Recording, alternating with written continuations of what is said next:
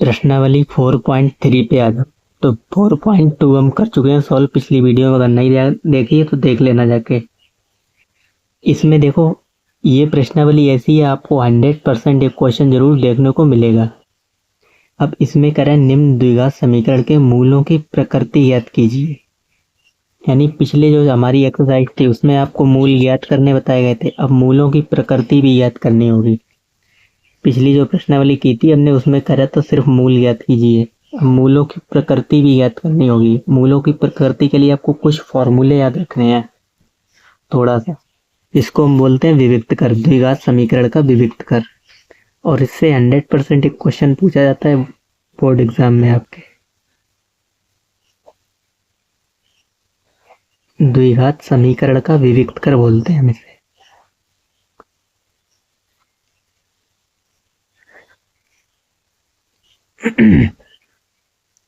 द्विघात समीकरण का विविक्त कर, इसको डी से डिनोट करते हैं।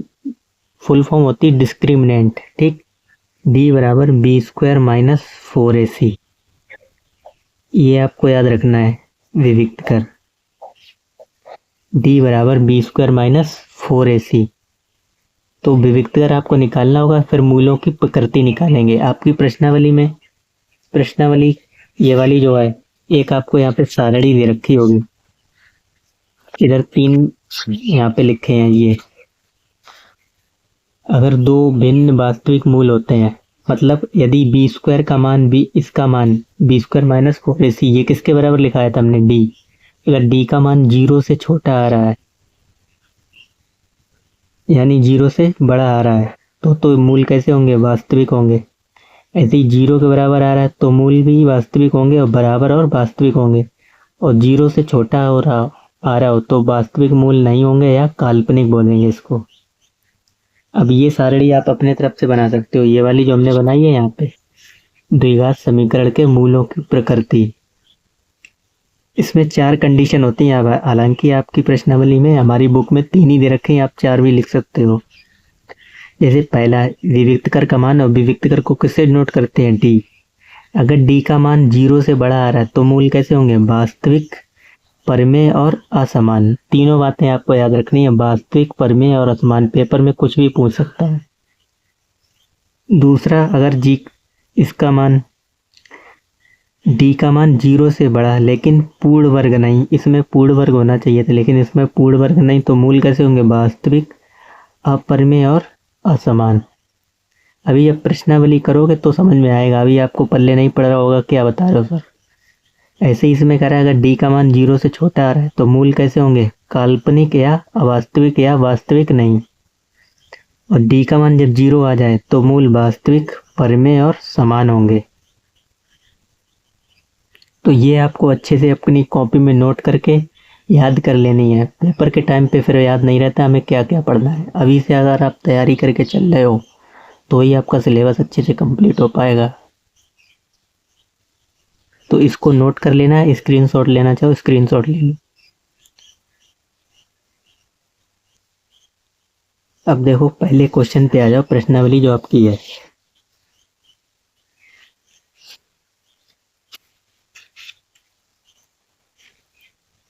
पहला क्वेश्चन हमसे कह रहा है, निम्न द्विघात समीकरण के मूलों की प्रकृति ज्ञात कीजिए। यदि मूलों का अस्तित्व हो तो उन्हें ज्ञात कीजिए।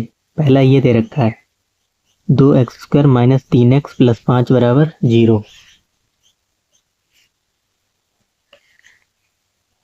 पहले का पहला, क्वेश्चन नंबर 1 का पहला, 2x² माइनस 3x प्लस 5 बराबर 0। तो आप करोगे क्या, सबसे पहले आप इसकी तुलना करोगे। इसकी तुलना किससे करोगे, द्विघात समीकरण, द्विघात समीकरण की तुलना किससे करोगे, ax² plus bx plus c बराबर 0 से करने पर तो तुलना करो इससे। a की जगह पे क्या है, a का मान कितना आ जाएगा 2, b का मान माइनस के 3 और सी का मान 5। तो ए बी सी के मान आएगा तुलना करके। अब आप क्या निकालोगे, विविक्त कर निकालोगे, क्योंकि आपको जब भी मूलों की प्रकृति पूछी जाए तो आपको विविक्त कर निकालना है। तो लिख लो विविक्त कर, विविक्त कर डी बराबर क्या होता है, बी स्क्वायर माइनस 4ac। तो बी स्क्वायर यानी बी का मान कितना है 3, तो -3 और इसका स्क्वायर -4। ए का मान कितना है 2 और सी का मान कितना है 5। तो 3 का स्क्वायर कितना होता है 9, माइनस हट जाएगा क्योंकि पावर सम है। इधर 4 दूनी 8, 8 पंजे 40। तो 9 में से 40 घटाओगे कितने बचेंगे, माइनस के, यानी 9 घटा दोगे माइनस के 31 बचेंगे। तो डी का मान कैसा आ रहा है, डी का मान 0 से छोटा ही तो आ रहा है, यानी निगेटिव मतलब 0 से छोटा आ रहा है। तो क्या लिखोगे यहाँ, डी लेस देन 0, यानी इसका मतलब है 0 से छोटा, डी का मान 0 से छोटा है। तब मूल कैसे होंगे, जब 0 से छोटा हो। अब आपकी इसकी जरूरत पड़ेगी जब इस यानी ऋणात्मक, जब मूल ऋणात्मक आ जाए, मतलब डी 0 से छोटा, तो ऋणात्मक ही तो आ रहा है, निगेटिव आ रहा है डी का मान। तो मूल कैसे होते हैं, अवास्तविक या काल्पनिक। तो यही लिख देना है, अतः मूल अवास्तविक और काल्पनिक होंगे। यहाँ डी का मान 0 छोटा है तब मूल काल्पनिक होंगे, काल्पनिक होंगे। या वास्तविक भी मतलब अवास्तविक लिख सकते हो, या वास्तविक नहीं, एक ही बात है, जैसे आप समझना चाहो। ठीक, और जिसके मूल काल्पनिक होंगे उसके मूल निकलेंगे नहीं, अस्तित्व नहीं होगा। ठीक, तो इसमें लिख दोगे मूलों का अस्तित्व नहीं है, मूल निकलेंगे नहीं क्योंकि इसका मान आ रहा है निगेटिव। तो इस तरीके से करना है जब भी मूलों की प्रकृति पूछी जाए। ठीक, विविक्त कर निकालोगे और तुलना करके विविक्त कर निकाल लो, जिसका मान 0 से छोटा वो काल्पनिक, 0 से बड़ा तो वास्तविक। अब दूसरा देखो, दूसरा में ये दे रखा है 3x² माइनस 4√3 x प्लस 4। दूसरा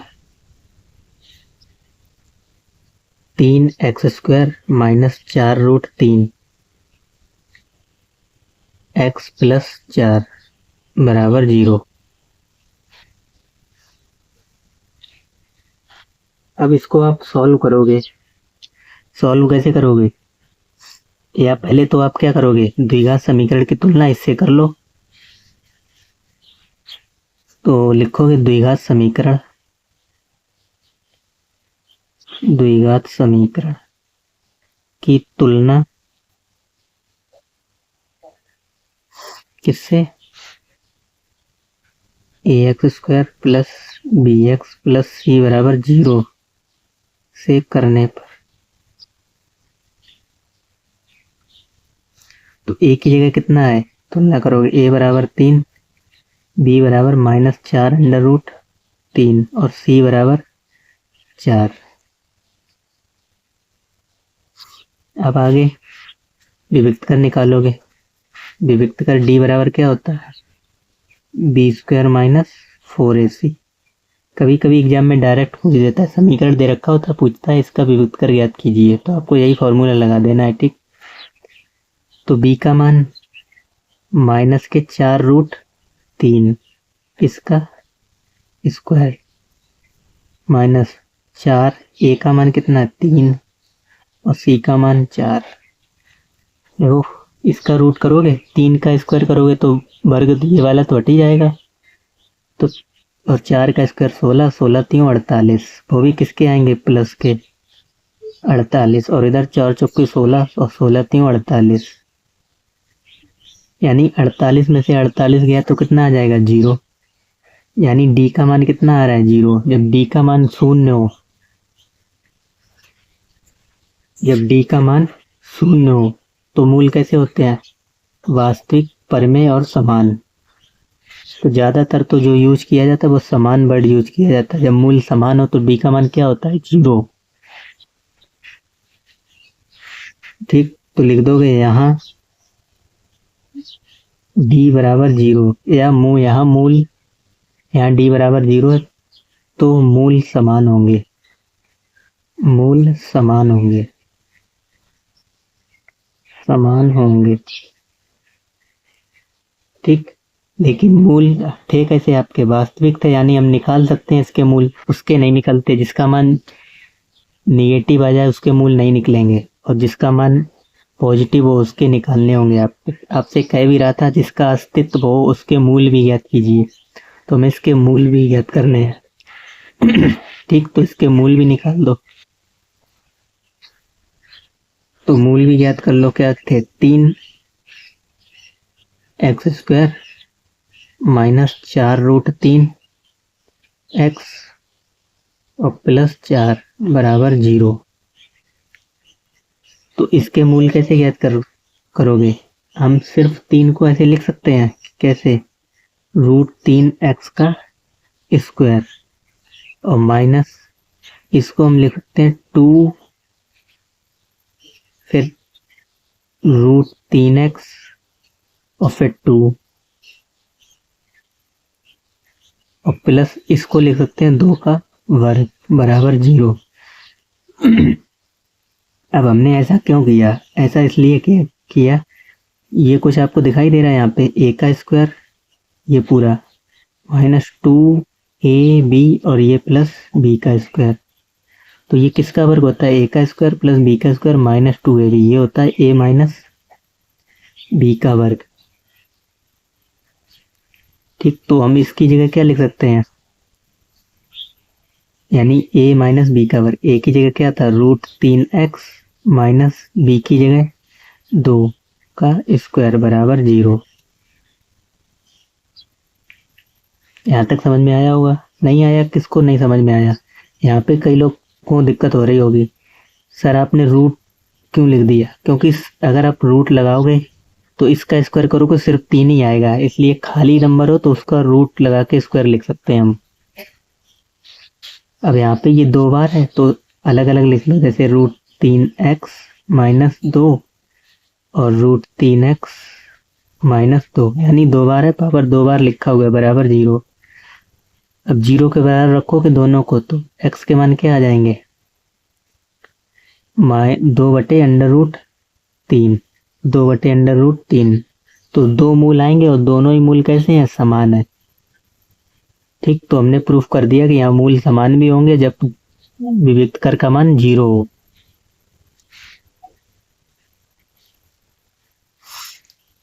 अब तीसरे क्वेश्चन पे आ जाओ।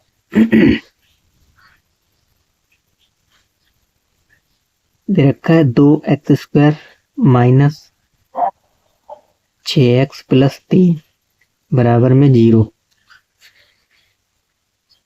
तो क्या करोगे भाई? आप सर बोलोगे अभी आपने बताया कि द्विघात समीकरण से तुलना कर लेंगे। द्विघात समीकरण की तुलना किससे करोगे? ax² plus bx plus c बराबर 0 से करने पर। पेपर में अगर आप करोगे तो आपको ये सब चीज लिख के दिखानी पड़ेगी, तभी आप अच्छे मार्क्स मिलते हैं। तो a बराबर कितना आ जाएगा? 2, b बराबर -6 और c बराबर 3। ठीक, -6। तो विविक्त कर ज्ञात कर लो। विविक्त कर d बराबर क्या होता है? b² minus 4ac। फॉर्मूला तो हमें 2-3 बार हमने बोला तो आपको याद भी हो गया होगा। d बराबर v² माइनस 4ac। आपसे पूछे कोई विविक्त कर का फॉर्मूला बताओ तो यही बता देना है, b² माइनस 4ac। तो मान ज्ञात कर लेंगे। b का मान कितना था? -6, इसका वर्ग -4, a का मान 2 और c का मान 3।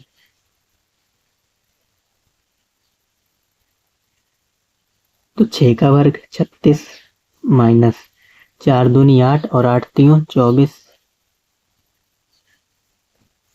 तो कितने बचेंगे 12। अब यहाँ पे आप बता पाओगे डी का मान कैसा आ रहा है। डी का मान आ रहा है किससे, 0 से बड़ा। लिखोगे यहाँ डी जो है वो 0 से बड़ा है, तब मूल कैसे होंगे, जब डी का मान 0 से बड़ा हो, 0 से बड़ा हो लेकिन पूर्ण वर्ग नहीं हो, 0 से बड़ा लेकिन पूर्ण वर्ग नहीं हो, तो क्या ये किसी का वर्ग होता है 12, ये तो पूर्ण वर्ग नहीं है। तो मूल कैसे होते हैं, वास्तविक, अपरिमेय और असमान। तो यहाँ पे लिख दो मूल कैसे होंगे, वास्तविक होंगे और अपरिमेय, तब मूल वास्तविक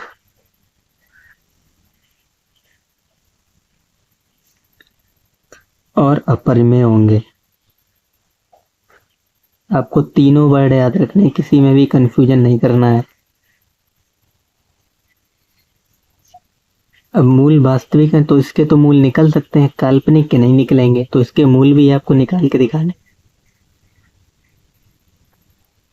तो इसके मूल जब आप निकालोगे तो डायरेक्ट इसके फैक्टर नहीं होंगे, यानी 2 का गुणा करोगे जो हम गुणनखंड विधि से निकाल लेते थे, ऐसे निकालने जाओगे तो मुश्किल से नहीं निकले। तो उसके लिए भी एक और फॉर्मूला आपको दिया गया है बुक में। क्या दिया गया है, इसको बोलोगे आप द्विघातीय सूत्र बोलते हैं, यहीं पे होगा। ये जो दे रखा है आप देख रहे हो, ये समीकरण ax² + bx + c = 0 के मूल इससे भी याद कर सकते हो। x = -b + -b² - 4ac/2a। जब आपको गुणनखंड विधि नहीं लगा पा रहे हो तो आप इससे भी मूल याद कर सकते हो, ठीक। तो वही सेम आएंगे, तो हम यही वाला फॉर्मूला लगाएंगे। इसको हम क्या बोलते हैं, द्विघातीय सूत्र या श्रीधराचार्य सूत्र भी बोलते हैं। तो कई बार पूछ भी देता है डायरेक्ट कि धराचार सूत्र से निम्नलिखित समीकरण के मूल ज्ञात कीजिए, तो लिखोगे। तो यहाँ पे हम श्री वही लगा रहे हैं, कौन सा, द्विघातीय सूत्र से, द्विघातीय सूत्र से। द्विघातीय सूत्र ये भी आपको याद कर लेना है, x बराबर होता है -b ± अंडर रूट के अंदर b² - 4ac/2a, ये होता है फॉर्मूला। तो अब यहाँ से हम वैल्यू रखेंगे, x बराबर -b, यानी b का मान कितना था, b का मान था -6 और एक माइनस ऑलरेडी पहले से लगाए, तो माइनस माइनस क्या हो जाएगा प्लस, यानी 6 अंडर रूट के अंदर b² - 4ac, यानी b का मान कितना है b², तो -6 का स्क्वायर -4ac, या आप डायरेक्ट कर सकते हो b² - 4ac का मान अभी हमने कितना निकाला था, 12 तो निकाला था, तो 12 यहाँ पे लिख दो डायरेक्ट, b² - 4ac का मान कितना निकाला 12, और नीचे 2a, तो 2 और a का मान कितना था 2, तो ये आ जाएगा 6 प्लस माइनस, अच्छा 12 को क्या लिख सकते हो, √12 को 4 गुणे 3, 4 3 12, और 4 किसका वर्गमूल होता है 2 का, तो ये हो जाएगा 2√3, और नीचे 2 दूनी 4। अब क्या करोगे, एक बार आपको प्लस साइन लेना है, एक बार माइनस साइन, और 2 कॉमन भी ले सकते हो यहाँ से। तो चलो एक बार लिखते हैं, प्लस चिन्ह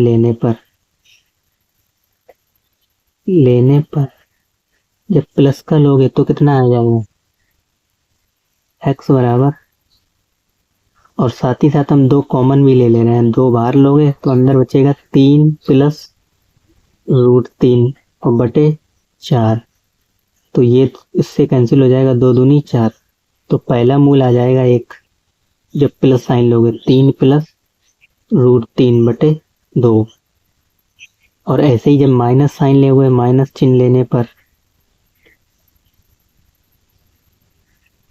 तो क्या आ जाएगा, x बराबर 2 कॉमन लोगे, अंदर बचेगा 3 माइनस रूट 3 और बटे 4, तो 2 से 2 कैंसिल हो जाएगा, तो दूसरा मूल क्या आ जाएगा, 3 माइनस रूट 3 बटे 2। तो यही मूल आपको ज्ञात करने थे। तो फॉर्मूला आपको अच्छे से याद रख लेना, ये तो याद हो ही जाएगा और ये तो आपको याद हो ही गया होगा, विविक्त कर वाला d बराबर बी स्क्वायर माइनस 4ac।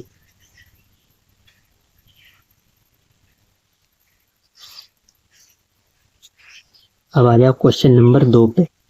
देखो ये भी मतलब इम्पोर्टेंट बताने जाओ तो सब इम्पोर्टेंट ही लगने लगता है। दूसरा वाला क्वेश्चन जरूर पूछा गया है, कहीं पे के की जगह एम कर देते हैं, कहीं एन। तो इसमें कह रहा है निम्न प्रत्येक द्विघात समीकरण में के का ऐसा मान ज्ञात कीजिए जिसके दो मूल बराबर हों। दो मूल बराबर हों, जब मूल बराबर होते हैं तो डी का मान कितना आता है, 0, यानी हमें विविक्त कर दे रखा है 0 और हमें मूल ज्ञात करना है। तो सबसे पहले आप इसका विविक्त कर निकालोगे, 0 के बराबर रख दो, ऐसे इसका विविक्त कर निकालो, 0 के बराबर रख दो, मूल निकल आएंगे। देखो दूसरे का पहला,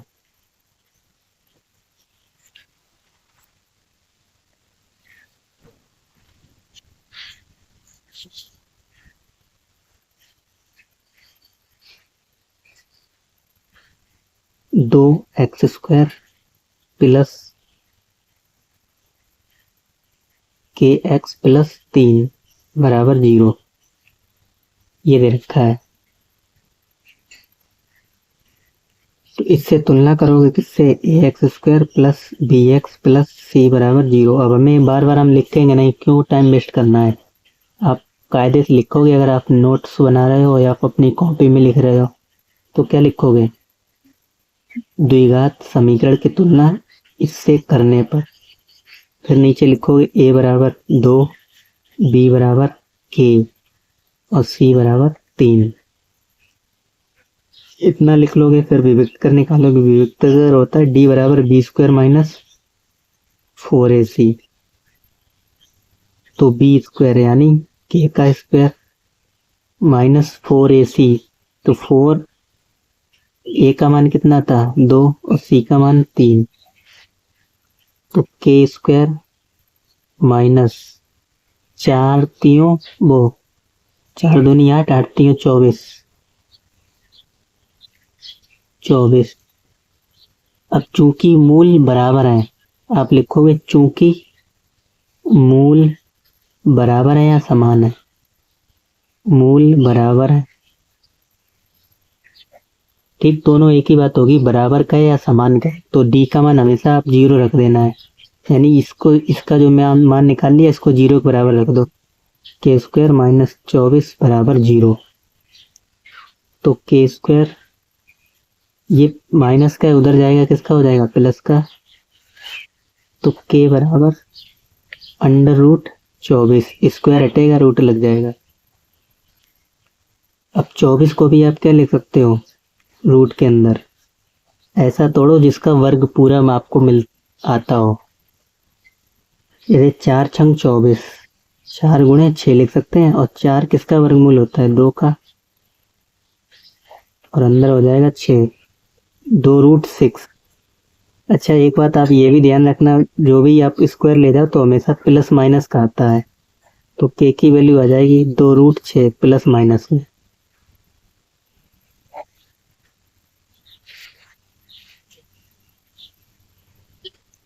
ऐसे ही दूसरा लगेगा, दूसरे का दूसरा,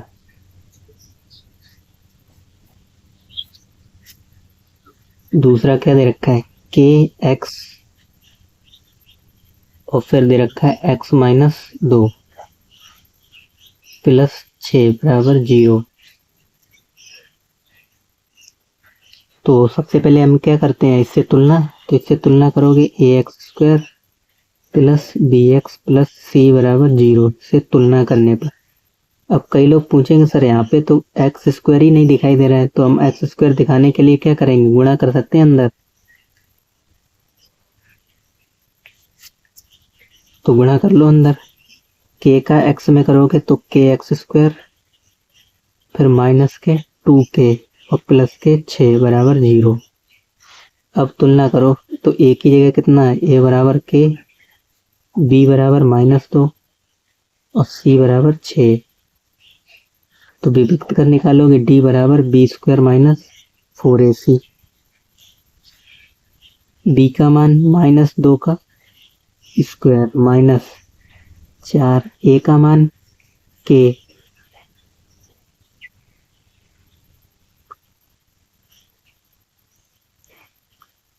यहाँ पे देखो, यहाँ पे हमने गलती की है, के एक्स का गुणा किया तो 2kx होगा, यहाँ पे 2kx। तो b का मान ये आएगा -2k। अब ठीक, तो यहाँ पे रखना है -2k, इसका स्क्वायर -4ac, ए का मान k और सी का मान 6।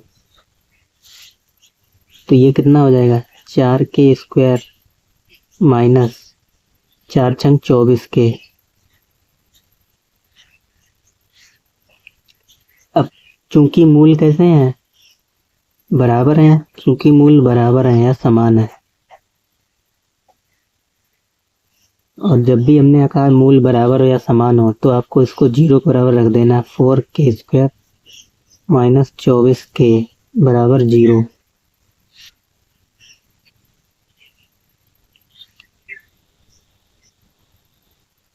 अब यहाँ से आपको कुछ कॉमन दिखाई दे रहा है, आप बोलोगे हाँ बिल्कुल सर कॉमन दिखाई दे रहा है। क्या कॉमन दिखाई दे रहा है, 4। आप बोलो सर 4 कॉमन दिखाई दे रहा है। 4k, अंदर बचेगा k - 6, बचेगा नहीं बचेगा, यानी 4 गुणा करोगे तो ये आएगा 4 × 24k। तो ये कहाँ चला जाएगा, बटे में जाके 0 हो जाएगा, k -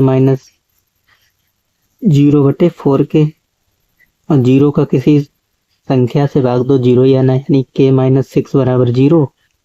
तो k बराबर आ जाएगा उधर जाके प्लस का, k का मान 6 में, k का ही मान तो पूछा गया था, तो इसका आ गया प्लस के 6 और इसका आ गया था ±2√6।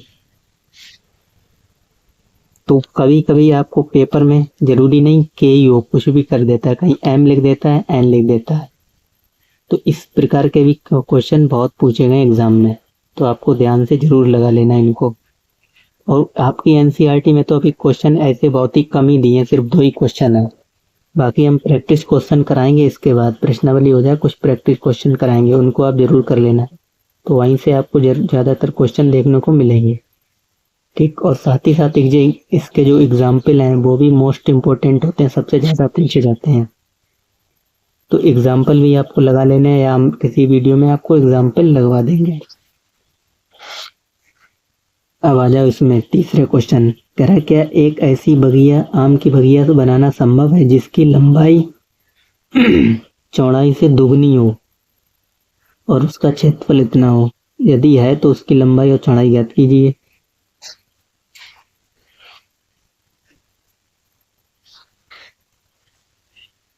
तीसरा क्वेश्चन,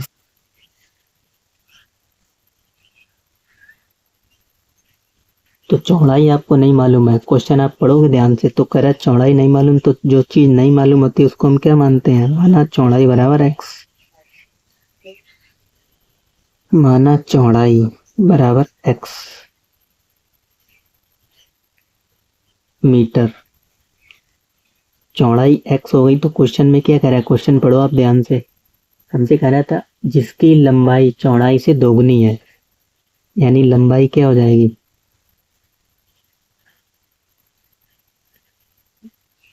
इसकी दोगुनी चौड़ाई की, और आगे कह रहा है और उसका क्षेत्रफल 800 मीटर स्क्वायर है। तो क्षेत्रफल होता क्या है, लिखोगे बगिया का क्षेत्रफल या बगीचे का क्षेत्रफल, या डायरेक्ट लिख लो क्षेत्रफल बराबर कितना, 800 मीटर स्क्वायर दे रखा है। और वैसे क्षेत्रफल होता क्या, जब लंबाई और चौड़ाई दे रखो, आयत का क्षेत्रफल होता है लंबाई गुणे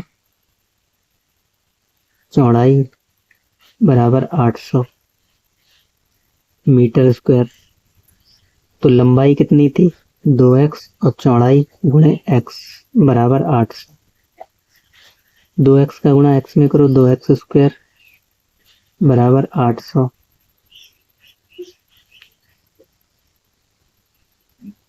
तो x से 2 से काटोगे, ये कट जाएगा 400। कट जाएगा या नहीं कट जाएगा? बिल्कुल कट जाएगा। तो x बराबर ये आ जाएगा अंडर रूट के अंदर 400।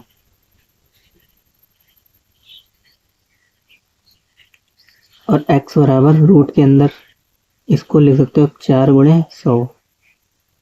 तो 4 होता है 2 का वर्ग और ये होता है किसका? 10 का वर्ग। तो ये आ जाएगा 20। x निकली है कितनी? 20 मीटर। और x का मान यहाँ पे रख दो, यानी ये आ जाएगी 40 मीटर। लंबाई और चौड़ाई तो ही ज्ञात करनी थी, तो निकल आई लंबाई इतनी हो गई। लंबाई ये रही, चौड़ाई 20। लेकिन हमसे ये पूछा ही नहीं था, लेकिन हम पूछा तो था, लेकिन हमसे अलग तरीके से पूछा था। हमसे कह रहा था यदि मूलों का अस्तित्व है तो निकालो। तो हमें पहले इसका विभक्त कर निकालना था, जो कि हमने किया नहीं, डायरेक्ट निकाल लिया तो कोई बात नहीं। हमें सिर्फ लंबाई चौड़ाई पूछी गई थी। चौथे पे आ जाओ।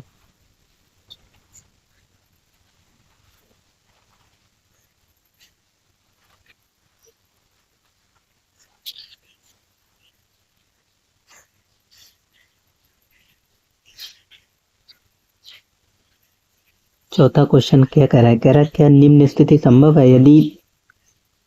यदि है तो उनकी वर्तमान आयु ज्ञात कीजिए। ये कह रहा है 2 मित्रों की आयु का योग 20 वर्ष है। 4 वर्ष पूर्व उनकी आयु वर्षों में का गुणनफल 48 था। तो देखते हैं, 2 मित्रों की आयु का योग दे रखा है। तो मान लोगे पहले मित्र की आयु x और दूसरे मित्र की आयु y। माना पहले मित्र की आयु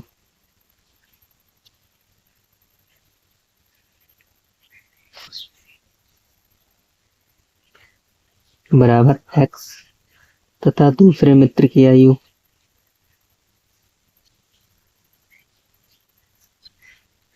बराबर 22 वर्ष।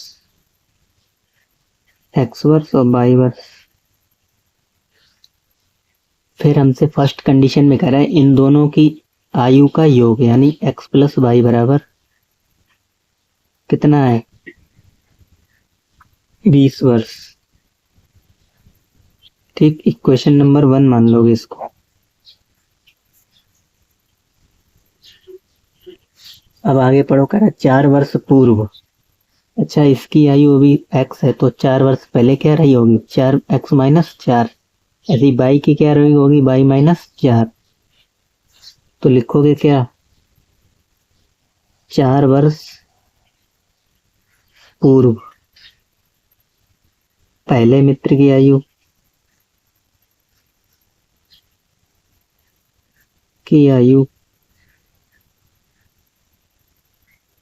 क्या हो जाएगी? x माइनस 4 वर्ष और दूसरे मित्र की आयु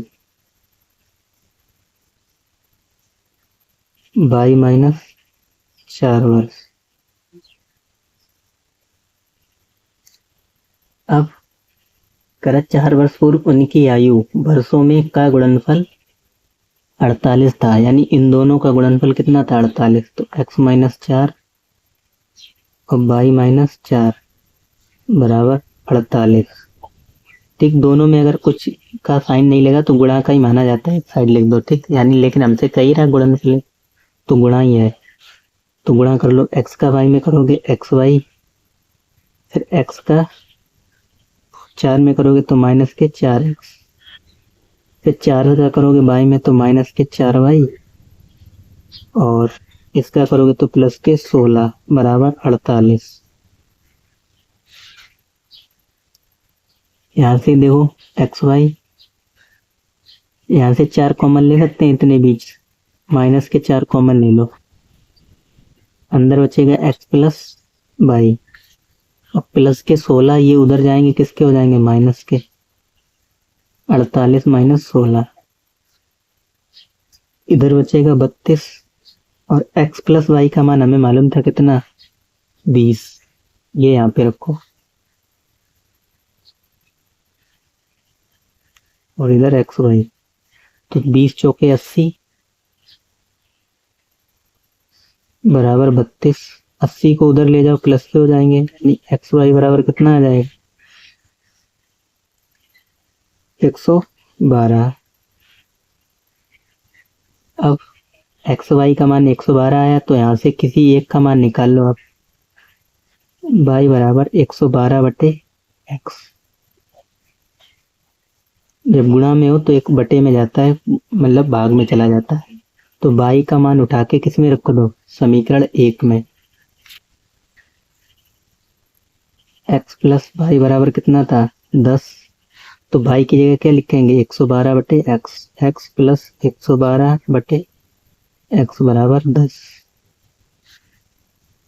एलसीएम लोगे एक्स ही आएगा, यानी इधर एक्स स्क्वायर प्लस 112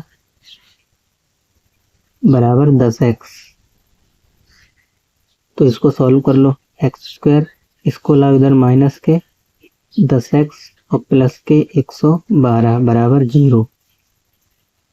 अब इसको आप तुलना करनी है किससे, A X square plus B X plus C बराबर 0। इससे तुलना करो तो ए की जगह 1, बी की जगह -10 और सी की जगह 112। अब विविक्त कर निकालेंगे। अगर विविक्त कर आ जाता है माइनस का तो इसके ये स्थिति संभव नहीं है, और नहीं आता है माइनस का तो मूल निकल सकता है। तो विविक्त कर डी बराबर क्या होता है, बी स्क्वायर माइनस 4ac। तो बी स्क्वायर यानी 10 का स्क्वायर, अच्छा डायरेक्ट कर दें, किसी की दिक्कत तो नहीं होगी। यानी 10 का स्क्वायर 100 माइनस 4ac, 12 112 एकम 112 और 112 गुणे 4, 112 गुणे 4। अब आप यहीं से पता लगा सकते हो, 12 चौक 48 और 4 एकम 4 माइनस 100। 100 में से घटाओगे 448, कितने बचेंगे, माइनस के 348। अब डी का मान कैसा आ रहा है, डी का मान आ रहा है 0 से छोटा, यानी निगेटिव। निगेटिव आ रहा हो तो मूल कैसे होते हैं, काल्पनिक यानी अवास्तविक। जब मूल ही अवास्तविक है तो इसके मूल निकलेंगे ही नहीं। ठीक, तुम लिख दोगे अतः यह स्थिति संभव है ही नहीं। इनसे यही तो पूछ रहा था, क्या ये निम्न स्थिति संभव है, क्योंकि मूल काल्पनिक आ गया, यानी डी का मान 0 से छोटा। डी से 0 से बड़ा आता तो मूल निकल आते, अब मूल निकलेंगे नहीं तो लिख दोगे यह स्थिति संभव नहीं है। ठीक, इतना तो कर ही लोगे। अब आ जाओ लास्ट क्वेश्चन पे, 5वां। करा क्या परिमाप 80 मीटर तथा क्षेत्रफल 400 मीटर के एक पार्क को बनाना संभव है, यदि है तो उसकी लंबाई और चौड़ाई ज्ञात कीजिए।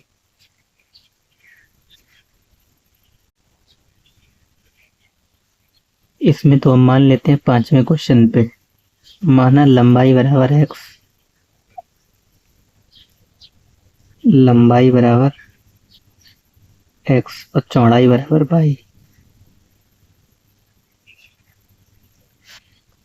हमसे कह रहा है इसका परिमाप दे रखा है कितना, 80 मीटर। तो आयत का परिमाप आपको मालूम है क्या होता है, आयत का परिमाप होता है 2 लंबाई प्लस चौड़ाई, यानी x प्लस वाई बराबर 80। यानी 2 से काटोगे 2 चौको 8, यानी x प्लस वाई का मान हमें दे रखा है 40। इसको मानोगे समीकरण नंबर 1।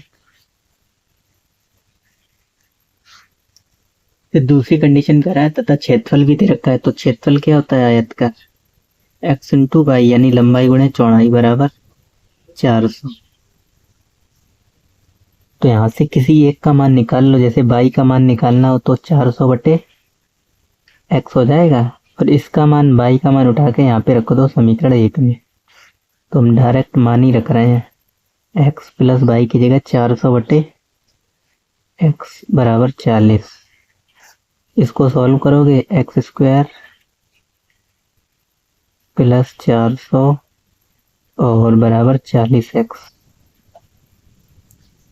इसको इधर लाओ, माइनस के हो जाएंगे, एक्स स्क्वायर माइनस 40x और प्लस 400 बराबर 0।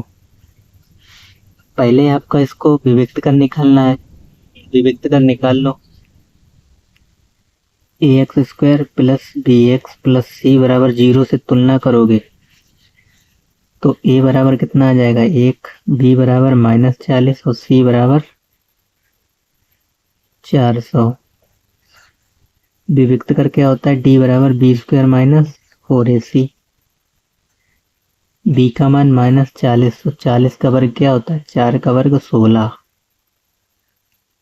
1600 माइनस 4ac, 4 ए का मान 1 और सी का मान 400,